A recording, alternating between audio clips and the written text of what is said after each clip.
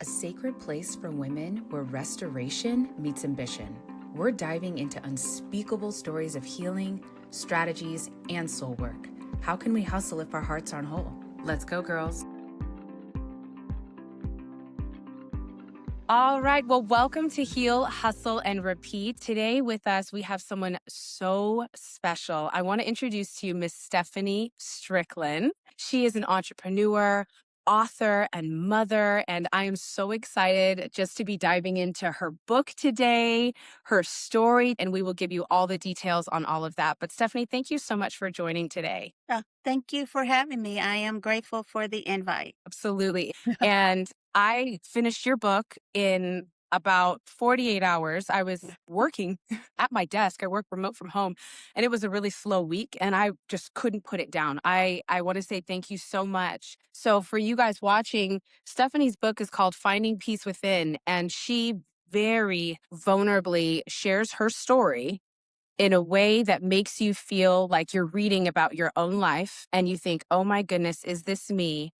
And it is truly at the bottom, it says, my story of truth and triumph. And those are the two perfect words I think of as well. So you're standing here triumphant, victorious, and, a DV survivor, a DV advocate, and all the things you do. And so I'm excited just to dive into a different perception of a different spin on your book and your Okay. life. And so for the women listening, this is really for DV survivors, abuse of any kind, physical, emotional, psychological, financial. Oftentimes they are all intertwined. Yes, true. So let me ask you, Stephanie, why did you choose to go public with your story? What made you do that?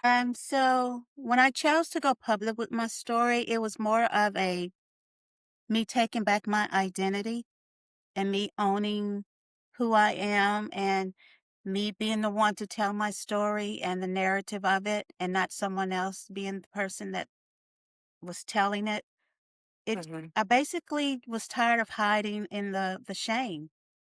And I wanted Yeah. to free myself of it, and I thought, well, this is the only way I'm gonna be able to do that is by telling the story, so that's what I did. Wow. And in your book, you had mentioned that you had always wanted to write a book. You'd Yeah. always wanted to be an author, but I bet you probably didn't think it was going to come No. out this way. I never thought that this would be the story that I would be telling. No, I never thought that. Right. Yeah, Yeah. Yeah. I say that too. And I relate so much to that. I always say no one stands at the altar and says, I do, just to one day say, I don't. that's true. No one plans on this. No one plans on being a single mom. No one plans on getting into an abusive relationship. Nobody goes into a relationship saying, "Okay, yeah, I'm gonna be abused, I'm gonna be mistreated, I'm gonna be devalued, I'm going to be, unloved, unwanted." Nobody goes into a relationship expecting any of that, but like you said, life happens, and sometimes you find yourself in those situations. Yeah, absolutely.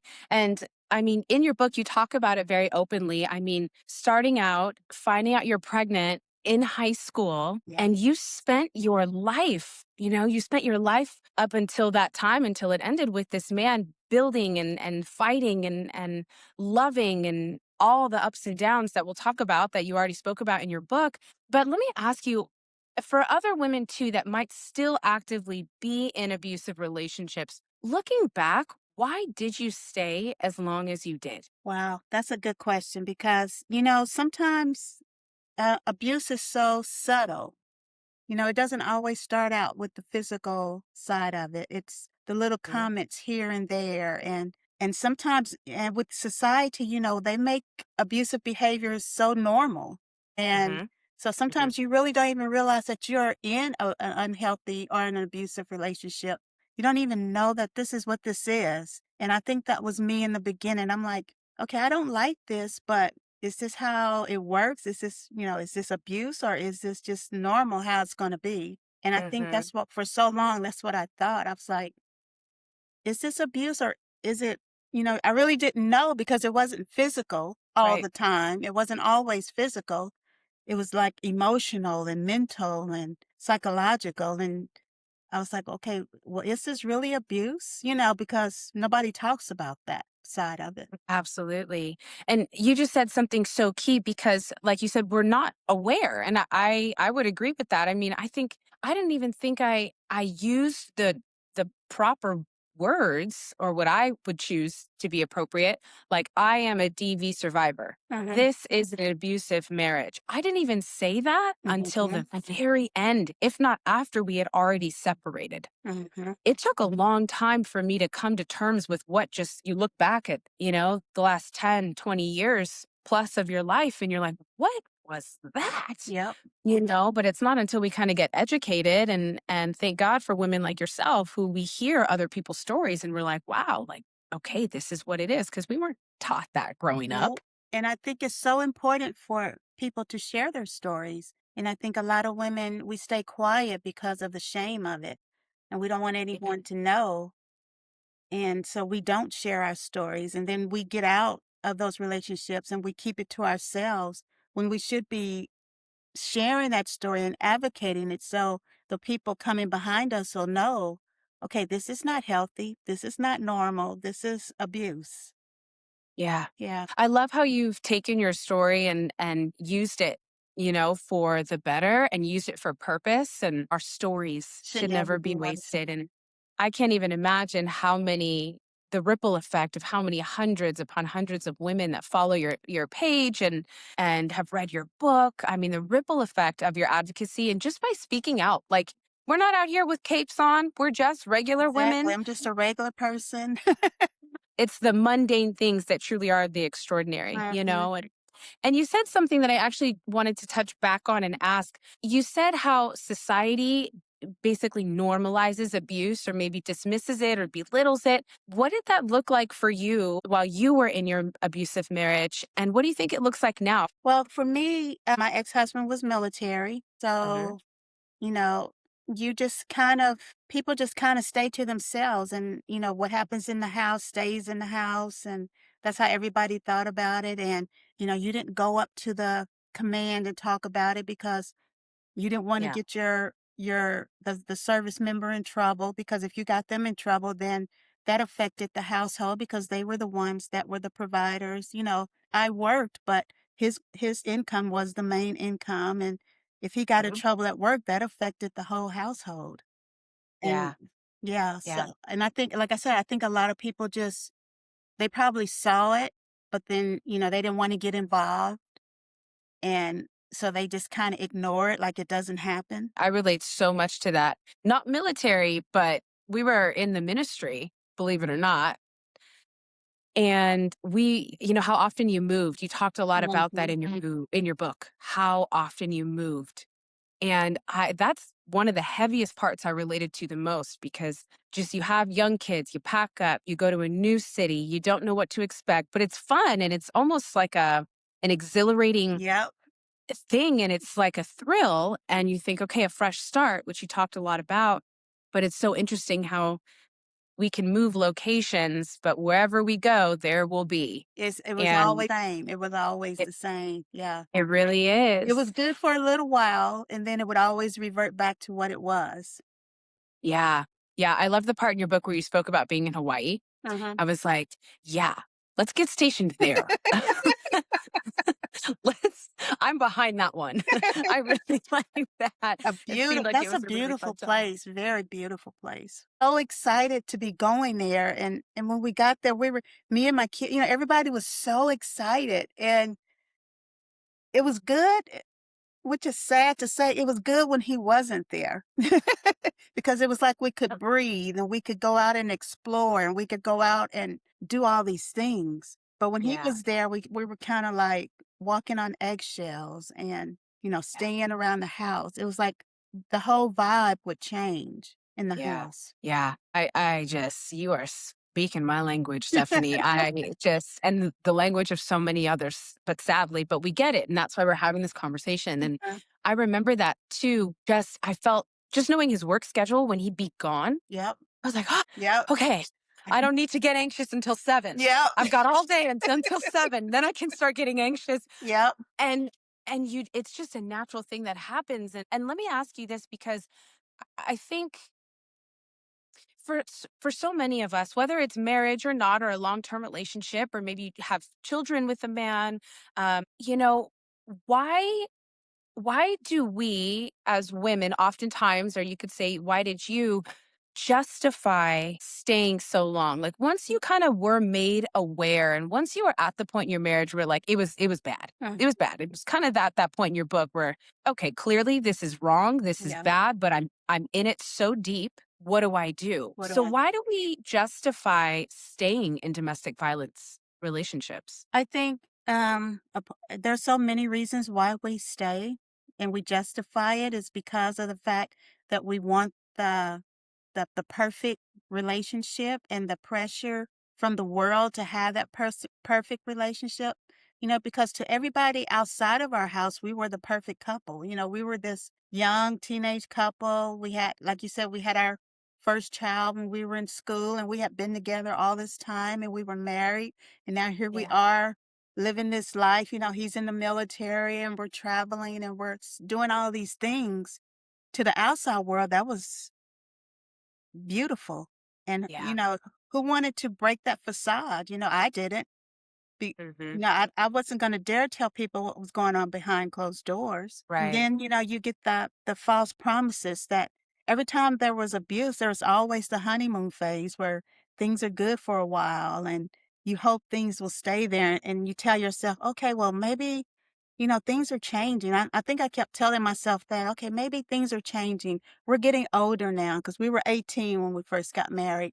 And so now Yeah. we're getting older, we're getting more mature. And so maybe things are changing. And maybe he's seeing that, okay, I'm the wife. I'm doing everything he's asking me to do. I'm being this perfect, I'm trying to meet his standards Hmm. and I was just hoping and praying that he would change. I was thinking, okay, maybe he gets older. Maybe once he retires from the military, things would get better. He didn't have the pressures of his job anymore. And so those are a lot of things why I stayed. Yeah. You just said so much that I think so many women relate to. You said a keyword, shame. You said facade. You said trying to live up to his expectations. Can you elaborate? I've read it, but I want all the listeners to hear. What did that look like when you were fighting to be a woman who would never meet his expectations? It was exhausting. It was debilitating. It was very my self-esteem was got very low because I kept saying, "Why can't I meet it? Why can't I be, what am I doing so wrong that he can't see it? Why can't I meet this expectation? Why does he keep telling me um that he can replace me?" Those are things he would say. "I can replace you. I can find somebody better than you. You would be nothing without me." You know, Yes. no, it's like no matter what I did, it wasn't enough. I would go out and try to find the right jobs. I would go out and change the way I look. I would go out and just become a shell of myself. I would end relationships that I had with like coworkers or with friends just to try to make him happy. And it's like nothing I was doing was making him happy. Every time I Yeah. thought we were there, every time I thought things were right, he would always show me that it wasn't. It was Hmm. very exhausting. It was very debilitating. Like I said, I Yeah. felt like a shell of myself. I just would get up and go through the motions every day. It's like I'm just thinking, even just talking about this, it's like giving me like flashbacks of Yeah. memories. And I'm like, oh, like I can feel my body physiologically responding right now to really get back into what those moments felt Yeah. like. I mean, can you imagine here you have people telling you, um, you know, here you have people telling you like your coworkers or your family telling you, "Oh, Stephanie, you're doing really good. I became a realtor. I was doing a lot of things. I was building a career for myself. I was becoming an entrepreneur. I was doing all these things. You would think that he would be happy about that, but he Yeah. wasn't. It was always like I was competing for his validation, or I felt like we were or I just felt like I was always seeking his validation and I could never get it. And he knew that. And so he would Hmm. withhold it because he knew Hmm. that's what I really wanted. Mm-hmm. Ugh. And, you know, at the end of your book, I love when we get to the triumphant part, which which you made it and here you are. And you talked so much about the inner work that you started to do while you guys were still together, like when you Yep. started going to church again. And I relate so much to that because I too reached a point where I was like, I don't know if we're gonna make it. I Mhm. don't know, but I'm still gonna keep trying, you know, because I thought at the end of the day, meaning like 50 years from now, 60 years from now, Lord willing, I make it that long and our kids are grown and I lay my head down on my pillow at night and I'm praying to God. And can I look back at my life and say, I did everything I I could could. Yeah. and more? Yeah. For me, it was like, can I do everything I could? And then I also reached a point where I'm like, am I done? Okay, let me try again. Mhm. You know, we got back together one more time after we had separated, but we tried one more time. And that was brutal, but I tried. It was the and more part, and it really brought the clarity of this is never going to change. Yep. And That's uh, I and did it's not that. just him. I also could not become the woman I knew I wanted to be and could be. I was trying, but I could feel the it was truly like a spiritual block. I go, Yep. I really don't think we were meant for each other. I really don't.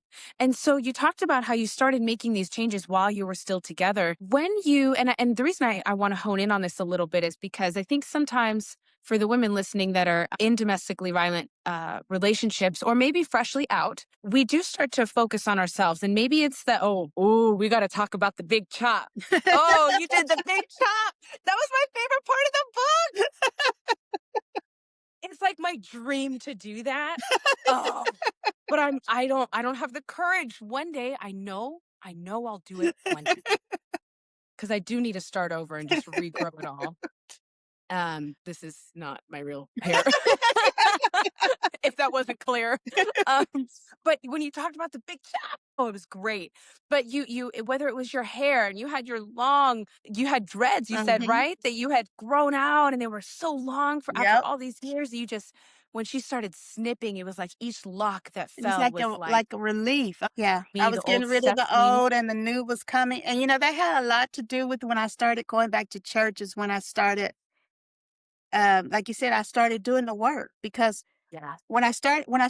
originally when I started going back to church was Mhm. I thought, okay, if I start going to church, because I always felt like it was me. I always felt like something was wrong with me. I always felt like, Mm, you know, it was my fault that our relationship was the way it was. And I said, well, I'm going to mhm. start going to church and Yeah. then then I'm going to work on me and I'm going to change myself and Yeah.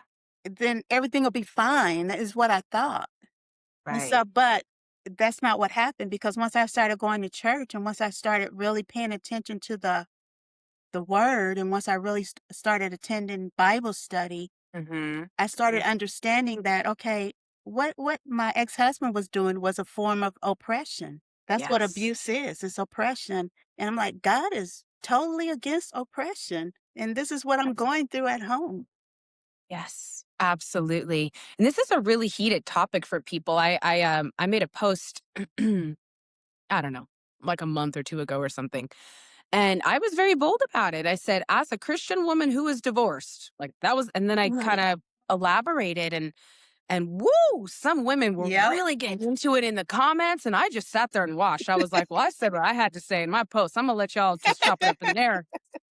And it was actually a very heated discussion because as faith is a very sensitive topic for people. But can I ask you for women that are women of faith, Mm-hmm. believe in God, believe in his word, Christian women or whatever denomination they identify with, but women that are of faith, Mm-hmm. that are experiencing abuse behind closed doors, do you have any scriptures or just thoughts entirely like you just shared? This is oppression and God is not okay with this. Do you have any other insights for them to share? Because I know a lot of women, including myself, for a very long time. That's why I didn't want to get divorced. I'm like, this, Yep. I can't.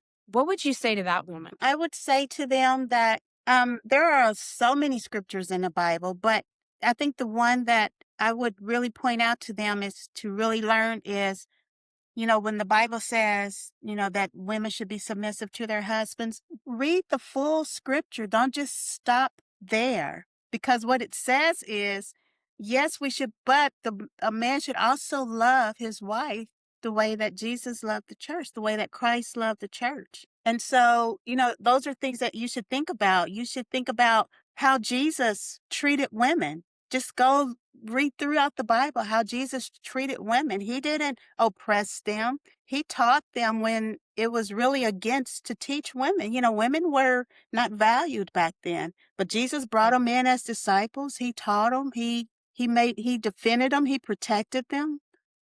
If we're supposed to have the characteristics, if Jesus came down to set the example for us to follow, then that's the example we should be following. But I think a lot of Absolutely. people get caught up in that one scripture about women being submissive. But God is totally against oppression. And I wish I could Google you so many scriptures on God not being okay with abuse. But a lot of That's churches, right. Absolutely. a lot of churches I feel don't talk about abuse because, like you said, it goes on alive within the church, and believe it or not, it's in a lot of the leadership roles. And so Right. Right.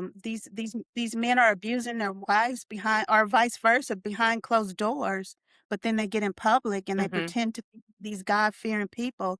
They may be God-fearing people, but they're not walking, to me, they're not walking in the righteousness. They're Right. not really truly following the Bible. Right, right. And then it's like, well, you know, it gets so confusing because I think, like you said, the messages we hear from the pulpit, what we see, and again, I shared with you briefly. We were in the ministry together, and there were um, other couples that knew about our situation, not the extensity of it, but they knew a little bit. It's not like it was like totally hiding it, Right. but no one really knew the depth of what was going on in our home. It's so Okay. interesting because you brought up a point that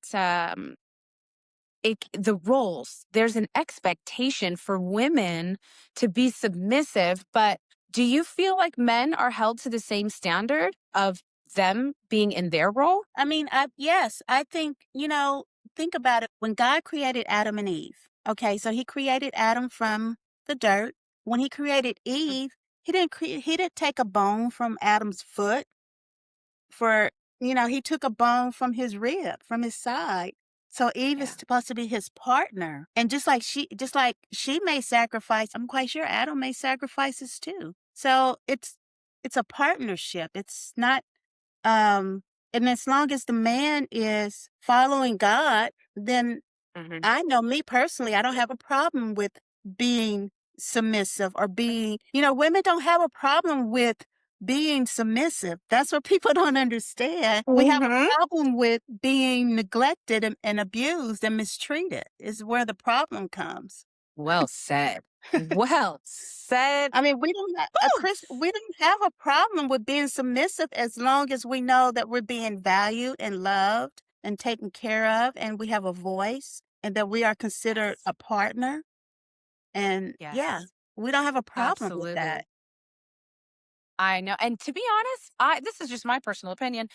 I think in our innate biological and what I call spiritual DNA, I think that we want a man to lead us and to be submissive to. I'm like, Exactly. Who does? that is Yeah. so attractive. I'm like, yes, you lead the way. I will follow you, baby. Lead the But way, if and I you're will not, follow. Exactly. yes. But if they're not leading with true integrity, then what are we following? We're walking And straight then into what are we darkness. And following? I'm Exactly. That's where the problem comes in. What are we following if you're not leading with true integrity, if you're not walking in the way of the word, and if you're not um, carrying yourself the way, you should be carrying yourself? What are we following? We're not going to follow that. yeah.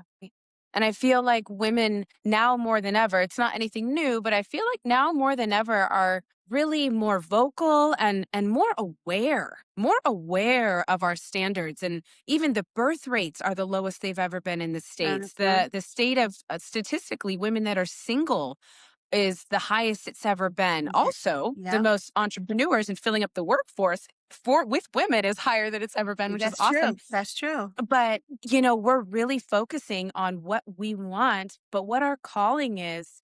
And if there's anything or anyone that's going to block us from that, we're like, no, thank you, pass, goodbye. You Exactly. know, Yeah. oh, you talked about that too at the end of the book when you started dating again. Oh, that was juicy. I was like, you go, Stephanie. You do that. You tell him. You're like, But, I'm not doing this I again. really think that wouldn't have happened if I hadn't, started therapy, if I hadn't been so, so conscious about going to therapy and so determined to stay in church and to stay in the word, because I think I could have easily fell back into, which a lot of women do. They'll get out of one bad situation and then Hmm. they'll find themselves back in another situation because of Yeah. the fear, I think, is of being alone. Yes. And that's such a real feeling. It And is. that's it's okay. I don't think we were designed Right. necessarily to be alone. So it's not a bad thing at all. I wish I could be one of those people where I truly am satisfied and happy in the thought of even like getting remarried again is like, whoa, I'm not ready yet, you Yeah. know, and I'll maybe one day, but it's not a bad thing for women to wanna be alone and be live their Yeah. lives that way, but I think in our nature, we do want a partner. We do want I mean, someone. that's just human nature. Nobody wants to be alone, but Yeah. you just don't wanna be in a relationship to be in one either. You don't wanna get get out of one bad situation. God delivers you from one bad situation, and then you find yourself in another one, and you start ignoring the red flags all over again, like, well, I won't say anything about that," or, you know, Yep. it's lowering your standards and breaking your boundaries, and just because you don't wanna be alone. Yeah. Yeah. It's a big cost to pay. It is. You know?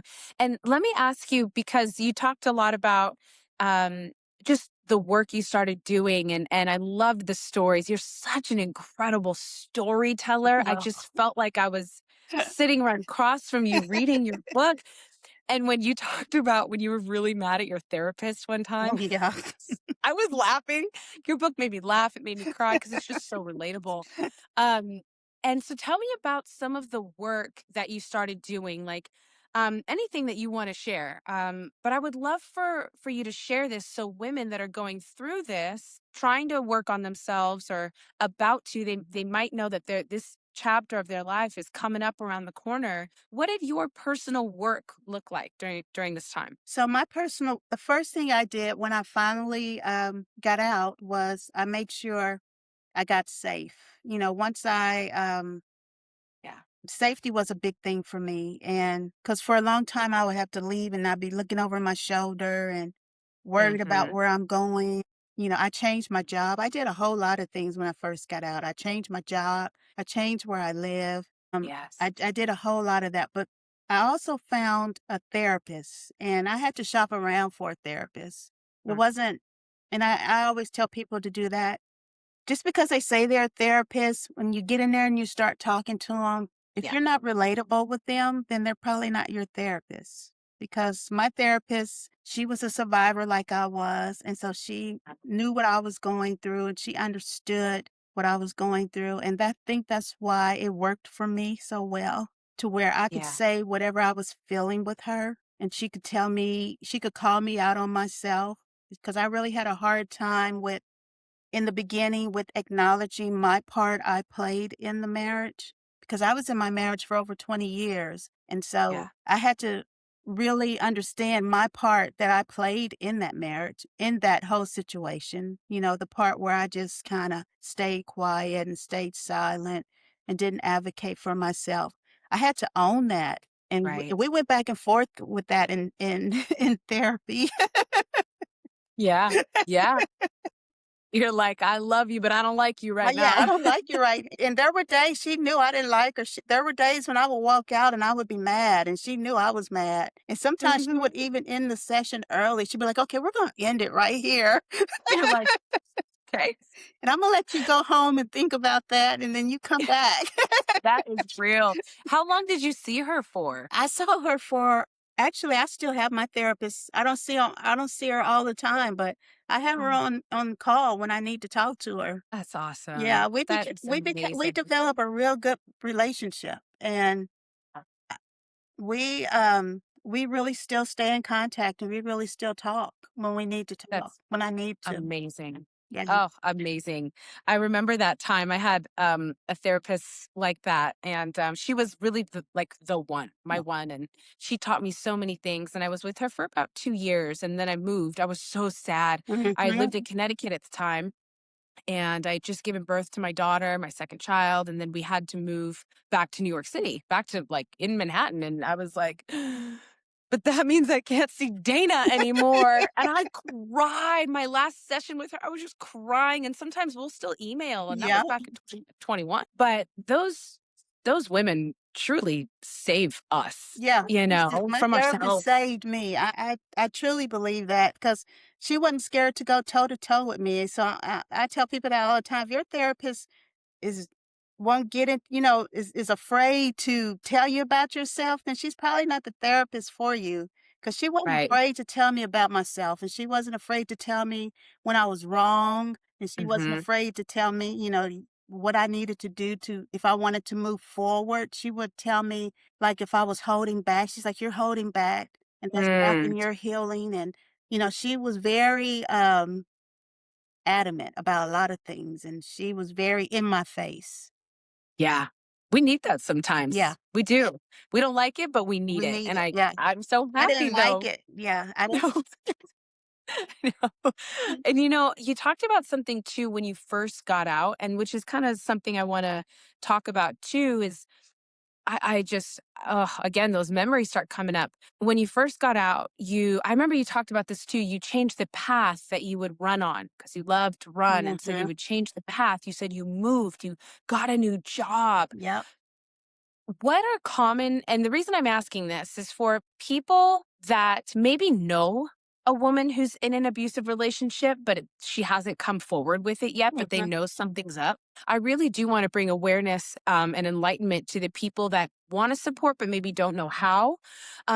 So just to share what it's like on the inside for a woman who's freshly out of domestic violence. Like, what did that feel like for you? Why did you move? Why did you change the path you ran on? Why did you change your job? Okay, so when I first got out, you have this sense of freedom. You're like, okay, I'm out. Mhm. But then you're excited, but then you still have all these emotions going on inside of you. You're still Yeah. you go through the grieving, you go through the being the fear, the being scared, which I was fearful. So that's why I changed my job because my ex knew where I worked and I didn't want him showing up at my job. I'm trying to move forward. I didn't need you to show up. Um, Yeah. so I changed my job and I Wow. was living with my sister. So it was very important. Mm. He knew where my sister lived. So it was very Right. important for me to get my own space. Yeah. Yeah. And it was very important for me, like when I go for my run, I didn't want to have to be looking over my shoulder or looking, always looking around, always on edge. I had lived for 20 something years walking on eggshells. So I didn't want to keep living that way. So for me, it was important for me to change my path, to change my job, to Mhm. change where I was living because I was on this new journey, and I didn't want any distractions. Yes, I was Mhm. still making sure that I was safe. Yes, I Mhm. was, I went and got my license to carry. I did all those things. I started Oh, taking Krav Maga. I did all those things because I wanted to be able to defend myself. And they gave me a sense of empowerment, knowing, yes. okay, you know, I can do these things and not have to look over my shoulder. I can do these things and not have to worry about him showing up or so those things were very important for me. I know Yes. for some women, that might not be an option for them. They might can't move to another Right. place. They might can't change their job. They might can't change their surroundings and do things like that. Mhm. For those women, I would suggest, to get some kind of support, some kind of empowerment back, or some kind of security back. Change the locks on your doors. Um, if you can on your job, change your work schedule. First of all, you have to let go of the shame of it. You have to tell people, okay, this is what's going on in my house. This is what Yeah. I'm about to do. I've been in an abusive relationship, and I'm ending the relationship. I can't afford to quit my job, but can I Yeah. change my work schedule? Can I have some Yeah. days where I work from home? Can I have some days, that I come in later or come in earlier? um, Mm. just so you can start trying to get back a sense of normalcy for you. I don't know what your Mhm. normal is going to look like, but for Yes. me, I needed some normalcy. I needed to be able to know I could park my car and go in a store and not worry about him showing up. I needed to be able to go for a run and just be able to go for my run and not be looking over my shoulder. For so many women, like I said, they can't change their surroundings. They can't change their job. They can't change um, what their life is. But I feel like in order, you need to be able to change up something so you can start building a sense of what your normal is going to look like without that Right. partner, without that person. Yes, you just said so many great things, and it's funny you brought up the what's it called, Krav Maga? Is that so? When you talked about the movie Enough with Hmm. Jennifer Lopez in your book, first, I'm a huge JLo fan, love her. She came to Vegas and performed, and I went by myself last month. It was See? amazing, it was so fun. But I remember when that movie came out, and you talked about it, you were over at your sister's, you're just gonna hang out, watch a movie, and you guys just picked Enough. Hmm. And here we are watching this movie of, like, our lives, and at the time, I mean, the movie came out long before I was married, but, it brought up the same memories growing up with an abusive father, and, Hmm. who would have thought, here I am now marrying someone that, is repeating the same patterns I grew up with, so it just Right. exacerbated all of my inner childhood wounds, but I always wanted to learn how to do those fighting moves that she did, so after I read your book, I actually started looking up those classes locally here in my city because I'm like, I gotta learn this stuff. Yeah. I don't know about having a gun in the house. I have small kids. I don't know. Can I Yeah. can I work this thing? But if I learn properly, but those are the things that we feel we honestly need to do. Now here we are trying to start over. But I'm like, now I'm going to be a single woman living alone in my house with 3 young children. What would I do? You have What to. would I You, do? to me, I had to do that. I had to take those classes Yeah, to make myself feel that I could take care of myself, that I could defend myself. right. And it builds your confidence. A lot of people don't realize that, but it does. It builds your confidence. At first, I was Uh, very scared, and I would like cower down. And mhm. my instructor, because he didn't know, he was like, "Well, you shouldn't be in here." I'm like, "No, let me tell you why I'm here." I had to I should tell be him, "This here. is why I'm here." And then he Wow. understood, and then he started taking his time with me because he Wow. understood, okay, this is important. I wanted to learn. It was important for me to be able to defend myself and to be Wow. able to protect myself because I couldn't do that in my marriage. So that was very important for me. Huge.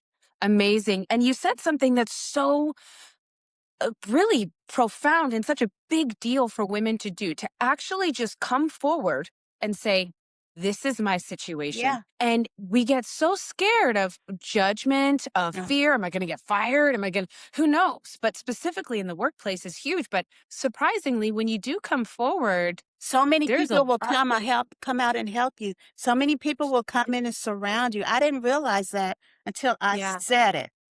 Until I Right. said it, then Mm, and then once I said it, at first you're gonna have those people that are gonna be like, "No, I don't believe you." You're gonna have those people that mhm. are gonna victim shame, victim blame. And then Yeah. I usually tell people, well, they shouldn't be in your circle to begin with. Right. Because no matter how many times I come forward and say it, no matter when did I came forward to say it, I was in my Mhm. marriage for 20 something years and I never said anything. But when I finally came forward to say it, you should still believe what I'm saying. Regardless of how long I stayed, Right. I'm telling you now, this is what was going on. And so That's I think the first thing, the most courageous thing a victim or a survivor can do is to say, "Hey, this is what's going on in my house, and yes. I may not be ready to leave, but I do need some help. I do need some support." And Yes. for the person on the other side of that, believe them. Just Yes. don't question it. Just believe them and give them a safe place to where even if they don't leave, they know they can still Mhm. come to you and talk to you. Because maybe Yeah. they're probably building up their courage to leave. Right. So Right. give them that space and that place to do that. Absolutely. And you said something so important too, which I actually did want to ask you about because you did talk about when you were living with your sister. At that time, you guys had separated, and I think the divorce process was initiated. And I remember this time, and you said the police were called, and they weren't called very many times out of Yep. all the incidences over 20 something years. I mean, I tell you, a couple times, Yep. twice, maybe. Maybe. Yeah. And that was at the very end. Everything kind of comes to a head towards the end of the road. Hmm. And so let me ask you because we're talking about women speaking up and feeling confident with coming forward with the truth. But sometimes, and this was your experience, they said, well, because he didn't physically hit you or Yep. there was no evidence based something tangible to show them. So how do you think the legal system has failed domestic violence survivors in this type of situation when they do want to come forward? What do you wish would change about it? I wish the legal system would change. In the way I think it is, I feel the legal system thinks, okay, this is just an isolated incident, Right. and they don't see it as something that is ongoing or that has Mhm. been ongoing. They just see it Yeah. as when they go out to that first call and when they Right. show up. And I think they fail victims when they do that. Mm. Because even if the victim, because there's so many things that play into abuse. And Yeah. I think they lack the training in it because you become codependent. You become so entangled with this person that you don't Hmm. want to see them go to jail. You still love them. You Yeah. still love them. You just Hmm. want the abuse to stop. Exactly. And Yeah. I feel like the police think, oh, well, if you're not going to press charges or if you're not going to, then they choose not to believe what you're saying. Hmm. And it's just I feel like the laws are not right. I feel there's so many things about the legal system that I feel they need Yeah. to rethink this whole situation about domestic violence. Like I said, domestic violence is one of those things where people don't want to really talk about it. They know it Right. happens, Mm. but nobody really wants to talk about it. I remember calling the police one time and he was standing over there laughing and joking with my ex-husband. And I'm thinking that is not what you should be doing. I'm telling you, this is what's going on in the house. I'm telling you, this Wow. is what's happened. I built up the courage to call the police. This is Wow. one of the reasons why I probably never called the police because of Hmm. that situation. And this is what happens. Yeah, absolutely. And it just goes to show as well, I agree, is very much so. They're on call, they're just at their job and they get this one phone call and it's an isolated event. But what's really interesting too, because as I was thinking as you were talking, for the people, men and women, that do get charged with being guilty of domestic violence, usually what they have to do is to either take parenting classes or like 52 weeks of like Right. the battered intervention program. And then It's really interesting, and that's we're talking about this because there's such a contradiction here because that's what made me want to go out and get certified as an advocate here in Nevada. I got out and I go, what the heck just happened with the last 8, almost 9 years with my life? What just happened? Not just mild perception, because I know our brains do weird, funky Yep. things. I wanted to truly be trained objectively from an unbiased party of like, what does Yep. this look like? What does this mean? And I What think does you and I this look both like? shared, Exactly. yeah. And it's interesting because then in the battered intervention programs that the people have to undergo, that's what they learn. This is a pattern. There's no isolated event. This is, and so it's interesting. There's contradictions I here. mean, you think about it when you're a victim of domestic violence and you have to go to court, you have to prove so much. If you don't have enough evidence, Nope. nothing really happens. No, And no. and I think I made a post one time on Instagram about that where it said the victim, she had all this stuff. This, and this. And then underneath Yeah. it said the abuser, and he's like, well, I didn't do it. And then everybody believed him. And I'm like, why does the victim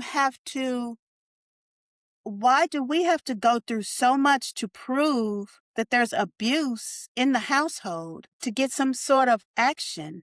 Just simple protection. Just simple protection. We're not asking to lock him up for 20 years. Like you said, we don't want that. You When I know, found out my ex-husband was going to go the day, woo, that's a whole day I haven't really spoken in depth about publicly, but I am writing about it. But I will say I had to be prepared yep. for court, and it was ugly. And I didn't actually even issue a restraining order. The cops actually did because my son witnessed it, and my son that was really the only thing. Mm. If I didn't have my son as eyewitness, I don't think it You would have probably wouldn't have happened. gotten one, which is And it broke. sad. Which is So sad. sad. So sad. And then I had a couple of pieces, like I had prepared evidence, but what's actually admissible in court is very Exactly. different than what you got. And if you have screenshots of harassment texts or stalking or whatever it is, it has to be timestamped. Yep. It has to be, and I had photos, and he actually, like, he brought stuff too, but because it simply wasn't timestamped, the judge was like, that's not admissible. Yeah, And there were pieces of evidence that I had that were not accepted. The judge won't even look at them. exactly. It's And like you so have how many to. of That's why I sorry, tell go ahead. people all the time. I tell them, I said, if you're going to court, make sure you date it, timestamp it, make sure you have exact proof. Don't just Yeah. have a bunch of text messages or a bunch Yeah. of pictures or a bunch. And I told one lady, she's like, well, every time I call the police, I said, I don't care. Always Yeah. call the police, get the report, get the number, get the date, Yes. get the time. You get all. I said, because when you go to court, if that stuff is not on there, the judge is not going to even look at it. Nope. Nope. It's Nope. it's so sad that we have to prove so much Yeah. as a Yeah. victim. Yeah. It really is. It really is. And I understand at a mass level, because sometimes, and I'm going to play devil's advocate here. There are women There who are, will there are, falsify that. So I do want to say that. I there don't want, are. but let's be real. You know what I mean? Like, Exactly. let's look at the stats. Let's look at what is going on. And it's so sad. And so I say that as well. Like, just for anyone listening that may be thinking about this. Okay, disclaimer, this is not legal advice. I'm not a lawyer. Not a lawyer. Okay, you're not lawyers. We're just We're survivors not and advocates. lawyers. Um, but I will say, you have to have receipts. Judges do not care about he said, No, she said. no, Judges do not care about how you feel. no, Judges do not care about who is right and who no. is wrong. What they care about It's is, evident. one, the safety of the children is Yep. always the first thing they look at if you have minors in the home. But two, if you don't have any evidence to back that, and like you and I talked about, time stamped, hard, cold evidence, then I tell you, it is rough and it's not easy. And and every state's different too. Some states favor Every the mother, state some is states different. favor the father. Yep. But I really appreciate everything you shared right now, Stephanie, for women that are maybe thinking about going the legal route and things that's why we got into advocacy, right? Because we can not only support survivors hands-on, Exactly. which is just the biggest rewarding thing, It is. but we can also go the route of policy reform, which is really Which is exciting. And I really want to exciting. get into It that in is. my state. Have you dabbled in that at all or no? I've dabbled into it a little bit. I like how I think it's in Tennessee where they finally passed that law where if you have been arrested or if you've been arrested for domestic violence, you can't have firearms in the home. Mm, I really wow. like that. And I'm thinking Yeah. that's something that should be I don't know how that would go over in Texas, being that Texas is a carry state. Yeah. Yeah. I don't know. But it's something to consider. It And I is. think that people don't realize we have a voice to advocate for these things. But like you said, women are so ashamed to simply even speak out about what they're doing, let alone think about Exactly. getting into policy reform. And I think it happens through time as we are strengthened, as we heal. And like you said, you had started hearing and then you were like, wait, I'm not ready. I I'm need not to take yeah, a I step did. back. I was like, "I'm not ready for this." Yeah, Yeah. And we have to heal up before we can I hustle did. on. I started right away out of my marriage. I started volunteering, and Yeah. I still wasn't really talking about what I had gone through, and Yeah. a lot of the people didn't know that I was a survivor. They just figured I was a volunteer. And I was sitting Mm. here and I was listening to these women talking, and then I would hear the other side of it, which would be upsetting to me, which would be other volunteers and people that are working there talking bad about these victims. And Oh, no. I'm like, that's why you shouldn't be here because if Oh, it my was really, and goodness. so I had to take a step back because Uh, I was like, okay, if I'm not willing to talk about what I went through, then, mhm, who am I to be volunteering my time and telling these women what they should be doing when I wasn't doing the same thing? Yeah, mhm, I don't like, and I've ran into a few people like that where they say they're advocates and they say they are against domestic violence in public, but then when they get mhm. behind closed doors, they say something totally different. Wow. It's very, Wow. it hurts. And then that's I'm when I speak up and I say, "I'm a survivor." And then they get quiet. mm, good. Yeah, it's like, "I'm a survivor." And you don't even know if you've never been in that situation, you don't know what that person is going through Mm-mm. to decide to leave, not to leave, just to start thinking about leaving. You don't know Yes. how hard that is for that person to even start thinking about ending the relationship. Right. Right. Wow. I'm like, maybe I'm naive or something. I'm like, but that wouldn't even cross my mind. But No. the fact that you've seen that Yeah. and been exposed to that is, I'm like, we gotta We go have to through do some be sort of we have to do better, um, yeah, we have to do better as a society in whole, I think, when it comes to domestic violence. And like I say, absolutely. even, I read it so many different places. It takes a woman or someone 7 times at least before they physically leave. And so I Yes. think a lot of people think because you would leave and go back, that the abuse is really not that bad. But you don't know why that person keeps going back. You don't, like I said, you don't know how hard it is to break that Yeah. trauma bond that you have with your abuser. Yes. It's truly neurological. Yeah, And again, when we're in it, I didn't learn all this until I got out out. of it. Exactly. And I was like, whoa. And it made so much sense. And that's what moves us to write books and advocate and speak up and do podcasts and be on social media because it truly, when you learn what's going on neurologically, it's honestly out of the person's It control. is. Like why women keep going back, it's at this point, it mirrors, there's been so much research on this. It actually, a trauma bond mirrors an actual drug and alcohol It addiction. does. What it does to your brain Yeah. chemically, it alters it. So, and then, you mix in why you love the person and the highs and the lows, and it activates the same parts of the brain. Mhm. Um, it's just so much deeper than like, why doesn't she just leave? Exactly. It's so much deeper than that, and they don't Oh, understand that.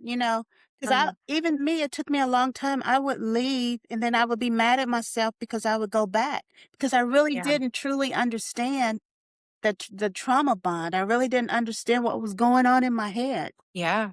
Yeah. And when you've been with someone for so many So many years, you've had years. three, both of us together with our ex husbands have three children. You built a life Yep. together. You built a family with this person, but we built our identity in and around them. And we didn't realize how to speak up. And I think that's the Exactly. same mistake that I made, amongst many others, of course, but like not speaking up because I was so scared. I was terrified. and then I got labeled as the crazy one, and you talked a lot about too, Stephanie, you talked about your suicidal thoughts throughout your marriage. And this is something I haven't really shared either, but this is so important for women to hear. I've shared it, but not like I don't talk about it a lot. My first year of marriage, I attempted suicide 3 times. I got labeled as the crazy one, which looking from the outside in, you see someone attempt that many times, understandable, they need some help, and I sure did.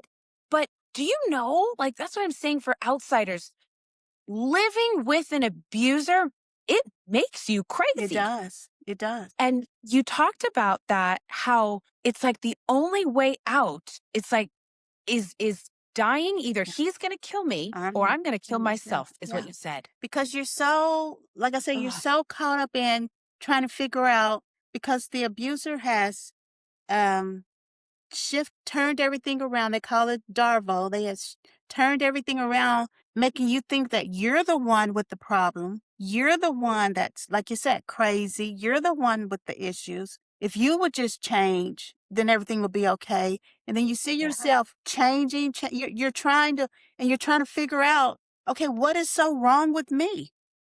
And so you're Yeah. always constantly walking around, what is wrong with me? Why can't I get this right? And then so Yeah. you start thinking, okay, if then you can't leave because now you're trauma bonded to this person and you love this person. And so you don't have the courage to leave. And so you Mm. keep trying to change yourself and nothing seems to be working till you get to a point where like, okay, the only way I'm going to get out of this, the only way I'm going to free my mind, the only way I'm going to free myself is to take my life. And I thought about it. I did. I thought about it so many times. I did. Yeah. What would you tell the woman who is in this situation battling suicidal thoughts? Maybe it's because of abuse, maybe it's not.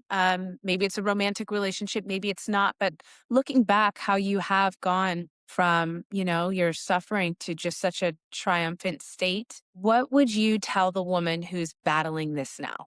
For the woman that's in a situation like that, or is having suicidal thoughts, I'm going to ask you to take a step back and to think about, why are you having these thoughts? Were these thoughts did you always have these thoughts before you got into that relationship? Was that Mhm. something that you always thought about? And then I'm gonna pray and beg that person to seek help. Don't be Right. afraid to, even if you don't want to talk about the abuse that's going on in the Mhm. relationship. Just go talk Mhm. about the suicidal thoughts that you're having. Yeah, absolutely. Yeah, don't hold it in. Don't keep it to yourself. Don't do that, because Yeah. Yeah. yeah, don't do that. Please don't Yeah. do that, because if you do that, then I would hate for you to attempt it, and I would hate for you to, in your life, because everybody has a purpose in life. Everybody's here for a reason. Yeah. I would hate for you to leave before you're not, before your time. So I Absolutely. really do tell people to take a step back and to think, okay, when did I start having these thoughts? Did I start having these thoughts before I met this person? Was I always Right. having these thoughts? And Mhm. seek help. Yes.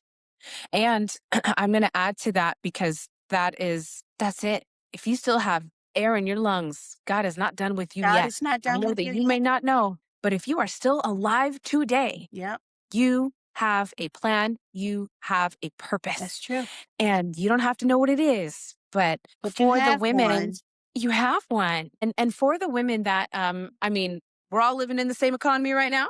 Okay. So I'm just gonna give some practicals there. Gas is depending on where you live, $5 to $8 a Oh gallon. yeah, we're I paying. Look, I'm understand. in Texas and it's over $4, and I'm like, oh my God, $4 a gallon? I'm in Vegas. I'm like, it was 5.55, I think, yesterday. I didn't even want to look at it. I just pulled into a gas station. I didn't even look.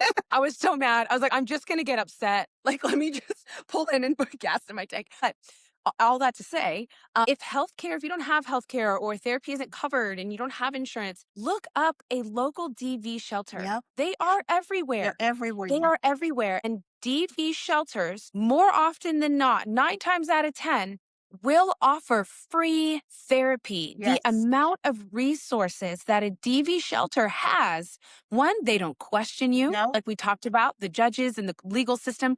They are there to support you, and you only have to share what you want to share. that's true. But they have free therapy, free support for you and your babies. That's There's true. programs. You don't have to, and I didn't know this, I didn't know anything about DV shelters. I didn't even know it was an option until I went through all this and the restraining order was filed. And then in the county of Los Angeles, I got assigned a DV advocate. They were like, "Would you like a DV advocate?" I'm like, "What's What's that?"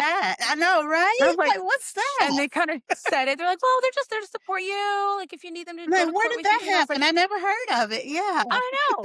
And I was like, "No, I don't really need someone to go to court with me. I'm good." But they kept saying the services that were available. And I go, "Yeah, put me on the list. Give me their number." Never forget my guy. He still works in LA. And I emailed him and I was like, "Michael, I became a TV advocate in Nevada."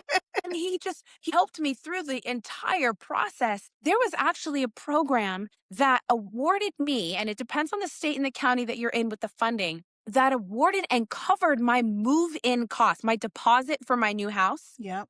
covered it. And I'm going to boldly say I accepted it. I became a single mom overnight because of domestic violence. Again, for the second time. First time I didn't go the legal route, but I go, I'm over that. I'm done.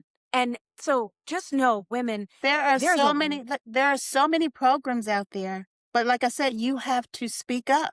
If nobody yes, knows, then no one can help you. Like I said, as right. soon as you speak up, as soon as you say, "Hey, this is what I'm going through," it's like Mm. stuff starts coming out. You're like, "What? I didn't know about this. I didn't know about this." It just Yes. starts coming. It's like it starts appearing. I say it's God. He just starts saying, Yeah. okay, I'm glad you realize that it's time for you to move on. And he starts helping you along the way. That's right. And there are so many opportunities and people that you'll meet. And Stephanie, you and I spoke about this.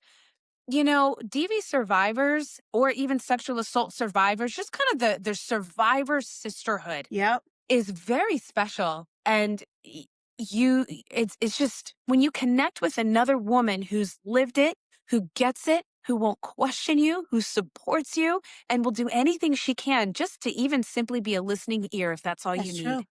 The support is truly It's, a godsend. it is. Yeah. And, find Yeah. you a support group. And like I said, you don't have to even like go in and talk. Cause when I would go, sometimes in the beginning, I was quiet. I didn't say anything, but just to be Mm. around other people who understood my story or were going through the same things I was going through, it made it safe enough for me to start talking and to start finding my voice and to start sharing my story.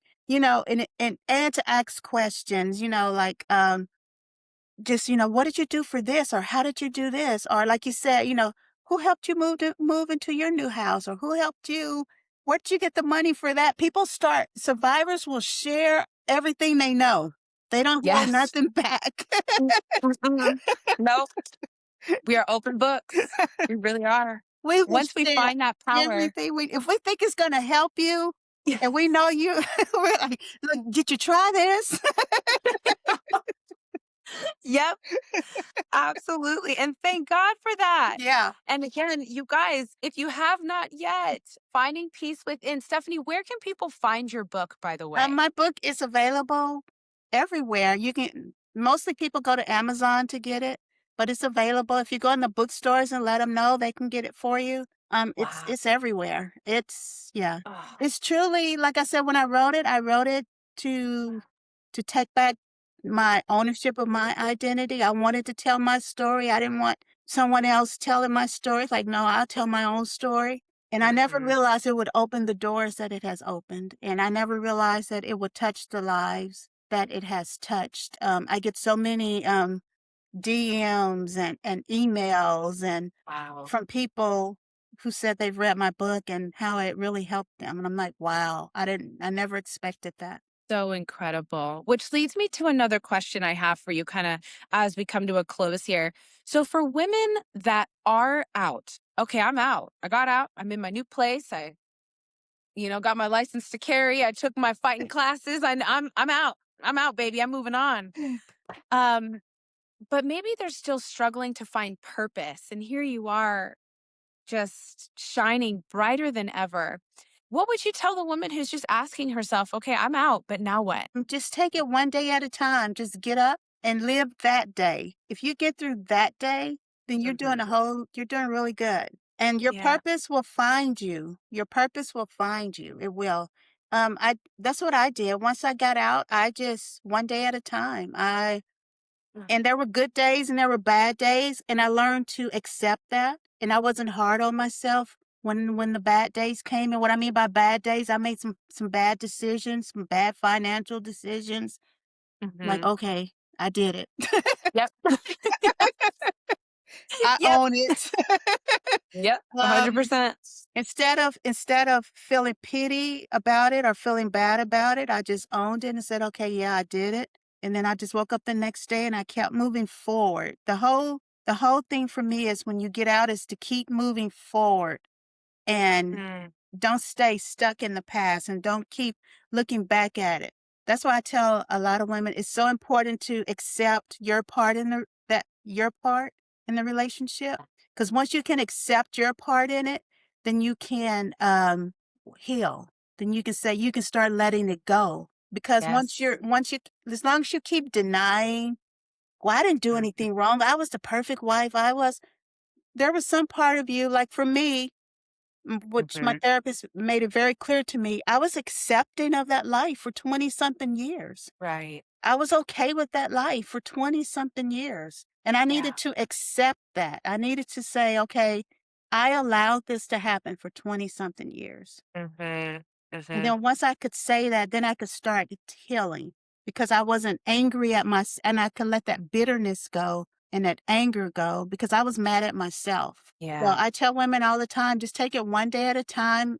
Nobody's perfect. You're gonna make mistakes. You're gonna make bad decisions, but just keep moving forward and don't show yourself some compassion. And don't be Yeah. afraid to live and try new things. Don't be afraid to live life. Yeah. Absolutely. Yeah.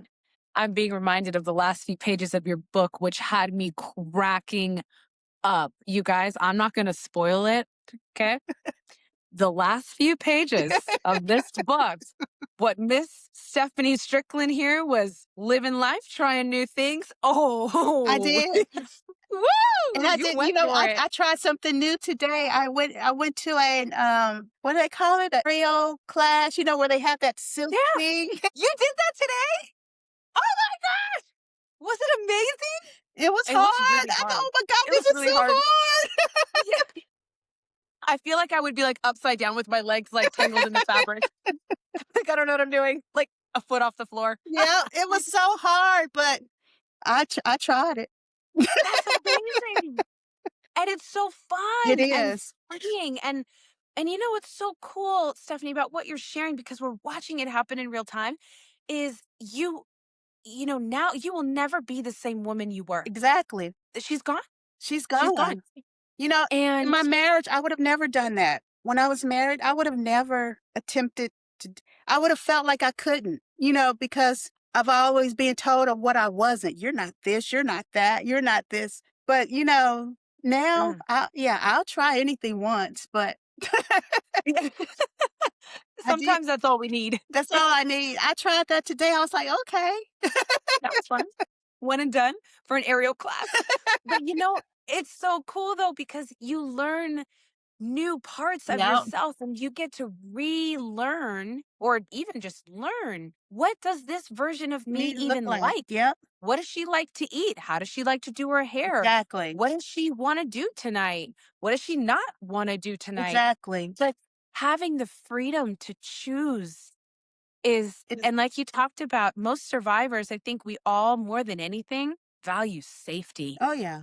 And when we feel safe within ourselves to go explore our newfound freedom It's in amazing. healthy ways. And I tell people find safety in your way. My way was taking a crawl class. My way was um getting my license to carry. That might not be your way. Yeah. Yeah. But find your way that's to where you can feel safe. Yes. Stephanie, can you tell us what your Instagram handle is? Like, where can everyone find you, follow you? Sure. Instagram handle is I am SD Strickland. And then on Facebook, if you just type in Stephanie D. Strickland, my name will come up. Perfect. And I'll put the links here below. So if you guys want to give Stephanie a follow, Yes. send her a message if you enjoyed this episode, ask her questions. She's truly such a beautiful woman from the inside out. And I'm just so grateful, Stephanie, that you are here, that we've connected. I am too. And I just think we have so many things left to do. I know, and now that right? we're teaming up in the sisterhood together, Yes. it's truly been an honor. And just thank you so much for being here.